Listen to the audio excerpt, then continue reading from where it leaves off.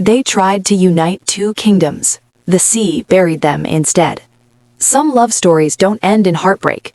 They end in silence, swallowed by water and erased by history. In the 14th century, when Hong Kong was nothing but rugged coastlines, walled clans, and salt-stained sails, two rival kingdoms tried to love each other and paid with their lives. Kindly click the subscribe button in order to support this channel to enable us to keep creating more interesting stories like this. Long before towers and trade routes, the land that would become Hong Kong was ruled by coastal clan kingdoms, not emperors. Among them stood two powerful rivals, separated by water and blood. To the east ruled the House of Lau, masters of salt fields and shipbuilding, their wealth carried by the sea. To the west stood the House of Tang, lords of fertile plains and river trade, their strength measured in men and grain. For generations, hatred passed from father to son like an inheritance no one questioned. The girl born of storms. Lady Mei-lin entered the world during a violent typhoon. Boats shattered, waves screamed against stone, and elders whispered that the sea had marked her for greatness or ruin. Raised without a mother, she learned to read tides instead of embroidery, maps instead of lullabies. By 16, she was admired and feared, beautiful, intelligent, and burdened by a sadness that never left her eyes. The boy who hated war. Across the waters lived Tang Jian-yu, the second son of the Tang Lord. Trained as a warrior, but born with a poet's heart, he despised the endless feuds that defined his family's power.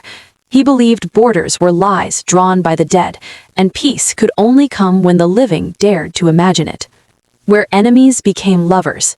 In 1338, a forbidden market was held on a small island between the two domains, a fragile truce where fishermen and traders met under fog and fear. Mei-lin arrived veiled. Jian-yu came disguised as a merchant. They spoke first of weather and trade, then of loneliness and duty. When they finally learned each other's true identities, the truth should have ended everything. It didn't. Instead, it sealed their fate. Love written in secret. They met in whispers and shadows. Letters were hidden inside bamboo poles. Meetings happened at dawn, when the sea blurred borders and made enemies forget their names. They dreamed of marriage not for power, but for peace. They believed love could end a war that swords never could. History does not forgive such hope. The war that shouldn't have happened. In 1340, a Tang grain convoy burned under mysterious flames. Accusations flew, swords followed, war returned to the coast. During a naval battle, Jian-yu secretly ordered his ships away from Lao vessels to spare lives. His mercy was called treason. He was arrested by his own house. When Mei-lin heard, she abandoned her title. She sailed alone under a white banner into enemy territory, offering herself in exchange for his life. Both kingdoms rejected her. The final choice. Jian-yu escaped not by force, but by soldiers who believed peace was worth the risk. He met Mei-lin at the shoreline one last time, as troops closed in. There was no future left to choose from. They tied their hands together with silk, the wedding they were never allowed, and walked into the sea.